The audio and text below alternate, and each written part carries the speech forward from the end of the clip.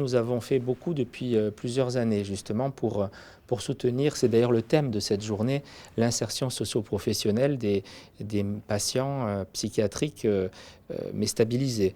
Hein. Donc il s'agit de faciliter leur réinsertion socio-professionnelle.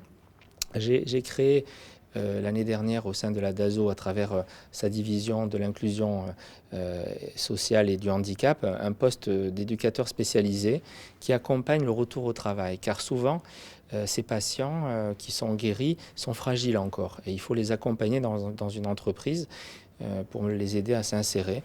Nous avons un éducateur qui est là toute la journée pendant les horaires de travail, qui fait l'intermédiaire quand c'est nécessaire entre l'employeur et le patient, donc stabilisé, qui peut de nouveau travailler.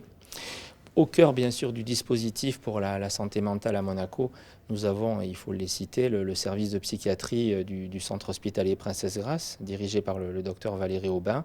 C'est notre pièce centrale, hein, notre vaisseau amiral, bien sûr.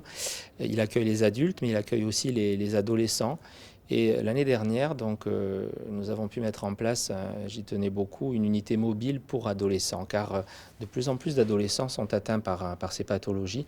Donc, nous avons désormais totalement dédié aux adolescents un pédopsychiatre, un pédopsychologue et un éducateur. Et notre prochain objectif est de créer un service fixe de 4 lits pour adolescents au sein du service donc, de psychiatrie.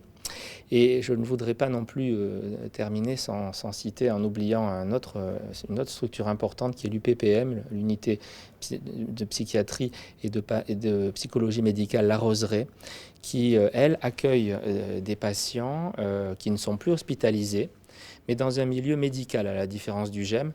Là, vous y trouvez des psychiatres, des psychologues pour des ateliers, pour des soins aussi.